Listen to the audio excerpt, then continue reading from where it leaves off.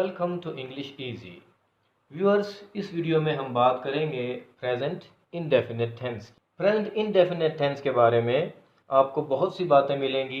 मसलन कि present indefinite tense में आदात का जिक्र किया जाता है, प्रेजेंट इंडेफिनिट टेंस में रसूमात का जिक्र किया जाता है, रिवाजों का जिक्र किया जाता है या फितरत के मज़ाहिर का जिक्र किया जाता है।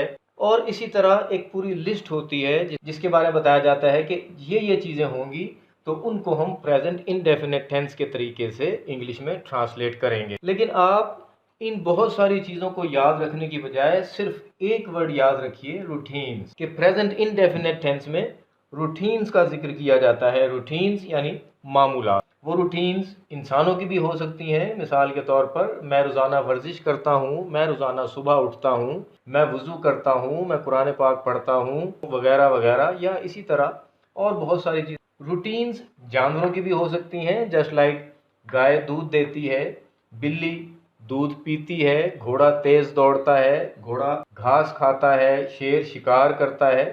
रूटीन हर वो सेंटेंस जिससे किसी ना किसी रूटीन का इजहार हो, खा वो इंसानों की हो या जानवरों की हो, उसको हम प्रेजेंट इंडेफिनिट टेंस के तरीके से ट्रांसलेट करेंगे। वो रूटीन कायनात की भी हो सकती है। सूरज मशरिक से तुलू होता है, सूरज मगरिब में गुरूब होता है, चांद आसमान पर चमकता है, सितारे आसमान पर चमकते हैं, तो ये सब कायनात की रूटीन है। तो आप सिर्फ एक वर्ड को याद रखिए, रूटीन्स या मामूलात। बहुत से सेंटेंस को जब आप पढ़ें तो उनमें से जो सेंटेंस आपको लगे कि इस सेंटेंस में रूटीन का जिक्र किया गया है, तो समझ जाएं कि इसका ताल्लुक प्रेजेंट इंडेफिनिट टेंस से है।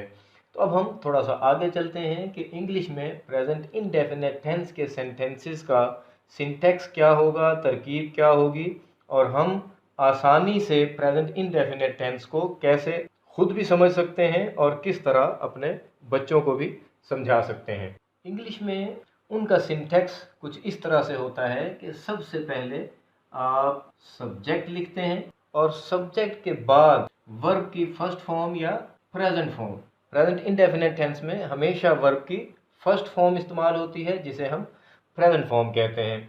सबसे पहले आप सब्जेक्ट लिखेंगे, फिर वर्ब की फर्स्ट फॉर्म लाएंगे, और बाकी जो कुछ भी होगा वो सब आप वर्ब की फर्स्ट फॉर्म के बाद लिखेंगे।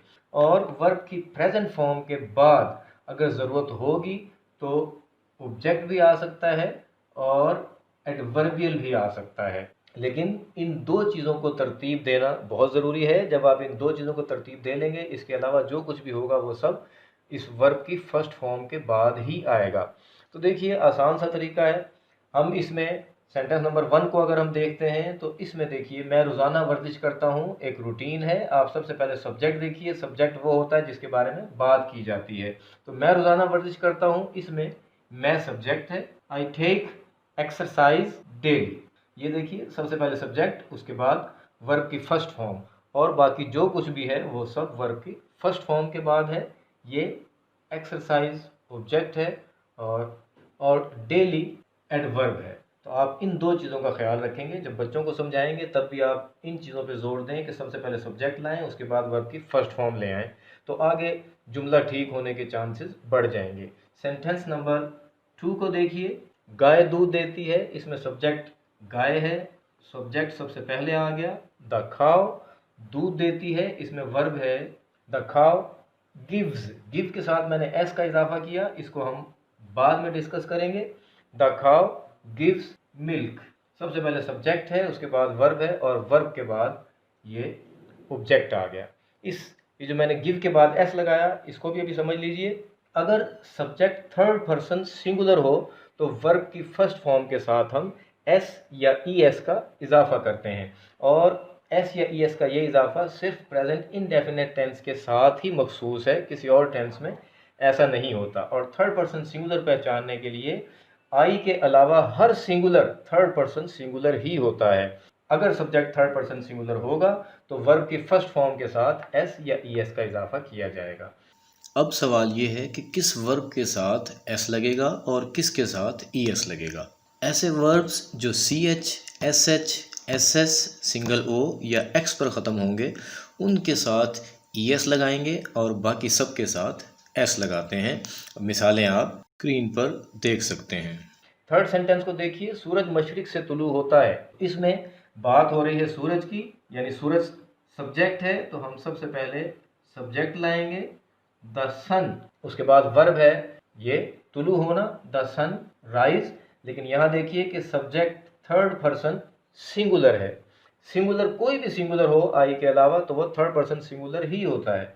द सन, ये वर्ब की फर्स्ट फॉर्म के साथ हम ES का इजाफा कर देंगे, द सन राइजेस। और बाद में है कि मशरिक से तुलू होता है, the sun rises, the sun rises in the east. ये जो इन द ईस्ट है ये एडवर्बियल है। सब्जेक्ट वर्ब की फर्स्ट फॉर्म और बाकी जो कुछ भी होगा वो वर्ब की फर्स्ट फॉर्म के बाद आएगा। जब आप प्रेजेंट इंडेफिनिट टेंस बच्चों को सिखा रहे हों, बच्चों को पढ़ा रहे हों, उन्हें थोड़ी सी मशक करवाने के लिए, उन्हें थोड़ी सी एक्सरसाइज करवाने के लिए सिंपलेस्ट स्ट्रक्चर से शुरू करें। उन्हें सिर्फ ये बताएं कि सबसे पहले सब्जेक्ट होता है और सब्जेक्ट की जगह पे वो आई लगाते जाएं। उसके बाद जो जो वर्ब की फॉर्म्स उन्हें याद हैं, आई के बाद उस वर्ब की फर्स्ट फॉर्म लगाते चले जाएं। मिसाल के तौर पर सुबह उठना, कि बच्चा कहना चाहता है मैं सुबह उठता हूँ, तो बच्चा कह दे आई गेट अप, मैं उठता हूँ। बच्चे को समझाएं कि बस आई लगाओ, उसके बाद वर्ब की फर्स्ट फॉर्म लगाते जाओ। प्ले, आई प्ले, मैं खेलता हूँ। आई राइट, मैं लिखता हूँ। आई रीड, मैं पढ़ता हूँ। तो सबसे पहले बच्चे को इस तरह बताइए कि सब्जेक्ट की जगह पे आई लगाते जाएं अपने बारे में, और वर्ब की जगह पे वर्ब की फर्स्ट फॉर्म जो बच्चों को हम याद करवाते हैं, जितनी वर्ब की फॉर्म्स उसे याद हैं, उससे कहिए कि आई के साथ उन तमाम फॉर्म्स का सेंटेंस बनाता चला जाए, तो उसके जहन में बैठ जाएगा कि सबसे पहले सब्जेक्ट आना है और उसके बाद वर्ब की फर्स्ट फॉर्म आएगी। जब वो इस चीज़ की प्रैक्टिस कर ले तो फिर उसे बताइए, उससे कहिए, उससे पूछिए कि इन्हीं सब कामों के बारे में अपनी बजाय अब अपने फ्रेंड के बारे में बात करे, अपनी सिस्टर के बारे में बात करे। तो फिर वो बच्चा क्या करेगा, उसे बताएं कि आई की बजाय अब यहाँ पे अगर आप फ्रेंड की बात कर रहे हैं तो ही या शी आता चला जाएगा, ही लगाते जाएं या शी लगाते जाएं। अब ये सिंगुलर है, उसे कहिए कि जब भी आप ही लगाएंगे या शी लगाएंगे तो वर्ब की जो भी फॉर्म आपने पहले लगाई थी उसके साथ आप एस या ES का इजाफा करते चले जाएंगे। He gets up, he plays, he writes, she reads. तो इस तरीके से स्टेप बाय स्टेप बच्चे को लेकर चलें, सिंपल से कॉम्प्लिकेटेड की तरफ।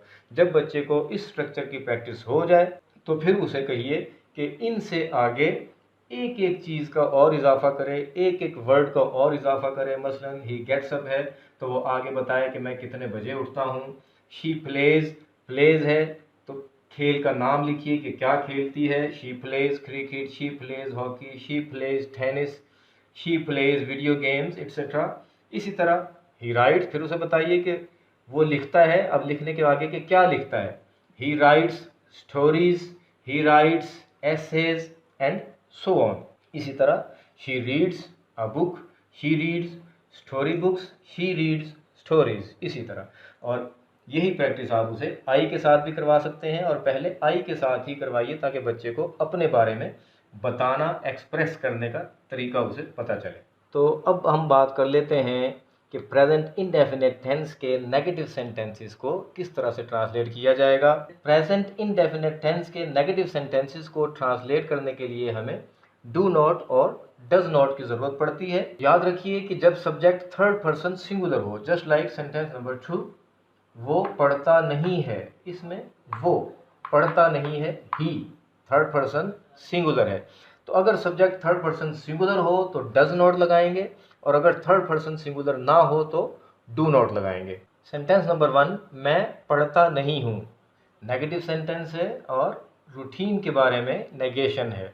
मैं पढ़ता नहीं हूँ, सबसे पहले सब्जेक्ट आई। अब ये आई जो है ये थर्ड पर्सन सिंगुलर नहीं है, सिंगुलर है लेकिन फर्स्ट पर्सन सिंगुलर है, थर्ड पर्सन सिंगुलर नहीं है। आई इसलिए डू नॉट आया, I do not read verb की फर्स्ट फॉर्म ही आएगी। जबकि सेंटेंस नंबर 2 में देखिए ये जो ही है ये थर्ड पर्सन सिंगुलर है। मैंने आपको पहले बताया कि आई के अलावा हर सिंगुलर थर्ड पर्सन सिंगुलर ही होता है, और जब थर्ड पर्सन सिंगुलर हो तो हम वर्ब की फर्स्ट फॉर्म के साथ एस या ES लगाते हैं। लेकिन जब नेगेटिव सेंटेंस होगा तो उस वक्त हम डू के साथ ईएस लगा देंगे और वो डज बन जाएगा, ही डज नॉट रीड। अब वर्ब की फर्स्ट फॉर्म के साथ एस या ईएस नहीं लगेगा। जब डज आ जाएगा तो वर्ब की फॉर्म के साथ एस या ईएस नहीं लगाएंगे। सेंटेंस नंबर 3 देखिए, वो झूठ नहीं बोलते हैं। दे थर्ड पर्सन है लेकिन सिंगुलर नहीं है, ज़्यादा हैं, प्लूरल हैं दे, इसलिए इसके साथ डू नॉट आया। They do not tell a lie. अब हम बात करते हैं present indefinite tense interrogative sentences की। जैसा कि आपको पता है कि सवाल दो किस्म के होते हैं, close ended questions and open ended questions. Normally जो सवाल क्लोज एंडेड क्वेश्चंस होते हैं उनमें हम हेल्पिंग वर्ब को पहले ले आते हैं। और याद रखिए कि प्रेजेंट इनडेफिनिट टेंस में हेल्पिंग वर्ब के तौर पे डू और डज इस्तेमाल होता है। हेल्पिंग वर्ब के तौर पे अगर सब्जेक्ट थर्ड पर्सन सिंगुलर हो तो डज इस्तेमाल होगा, और अगर सब्जेक्ट थर्ड पर्सन सिंगुलर नहीं है तो फिर हम डू लगाएंगे। सेंटेंस नंबर 1, क्या आप तैरते हैं? इसमें देखिए आप, यू थर्ड पर्सन सिंगुलर नहीं है, इसका मतलब ये है कि डज नहीं लगेगा बल्कि डू लगेगा। क्या आप तैरते हैं? डू। हेल्पिंग वर्ब पहले आ जाएगा, उसके बाद सब्जेक्ट आएगा डू यू, और वर्ब की फर्स्ट फॉर्म आएगी, क्वेश्चन मार्क लगाना ना भूलें, डू यू स्विम। इसी तरह सेंटेंस नंबर 4 देखिए, क्या आप खेलते हैं? ये भी एक क्लोज क्वेश्चन है। क्लोज क्वेश्चन वो होता है जिसको आप यस या नो से आंसर कर सकते हैं। जस्ट लाइक क्या आप तैरते हैं, यस और नो। क्या आप खेलते हैं, यस और नो। इसी पैटर्न में इसको भी हम इंग्लिश में ट्रांसलेट कर देंगे, क्या आप खेलते हैं, do you play, do you play. और अगर क्वेश्चन ओपन एंडेड आ गया, आप कहाँ तैरते हैं, अब इसको आप कहाँ तैरते हैं आप यस नो से आंसर नहीं कर सकते। आप क्या खेलते हैं, आप यस नो से आंसर नहीं कर सकते। तो जब ओपन एंडेड क्वेश्चन आ जाएगा जिसको आप यस नो से आंसर नहीं कर सकते, तो उसके शुरू में क्वेश्चन वर्ड आता है, यानी इंट्रोगेटिव प्रोनाउन आएगा। आप कहाँ तैरते हैं, कहाँ, ये इंट्रोगेटिव प्रोनाउन आएगा। पहले इंट्रोगेटिव प्रोनाउन आ गया वेयर, उसके बाद सेंटेंस की तरतीब वही रहेगी जो क्लोज क्वेश्चन वाली है, यानी वेयर, और इसी तरह सेंटेंस आ जाएगा where do you swim. In the same way आप क्या खेलते हैं, तो इसमें देखिए, इसमें क्वेश्चन वर्ड क्या है, तो पहले क्वेश्चन वर्ड ले आइए व्हाट, और उसके बाद क्लोज क्वेश्चन वाला पूरा पैटर्न उसी तरह आ जाएगा, व्हाट डू यू प्ले, आप क्या खेलते हैं। तो viewers, it was all about present indefinite tense, simple sentences, means assertive sentences, negative sentences and interrogative sentences। अगर फिर भी कोई प्रॉब्लम हो, कोई बात आप पूछना चाहें, तो डिस्क्रिप्शन में व्हाट्सएप नंबर दे दिया गया है, आप उस पर व्हाट्सएप मैसेज कर सकते हैं।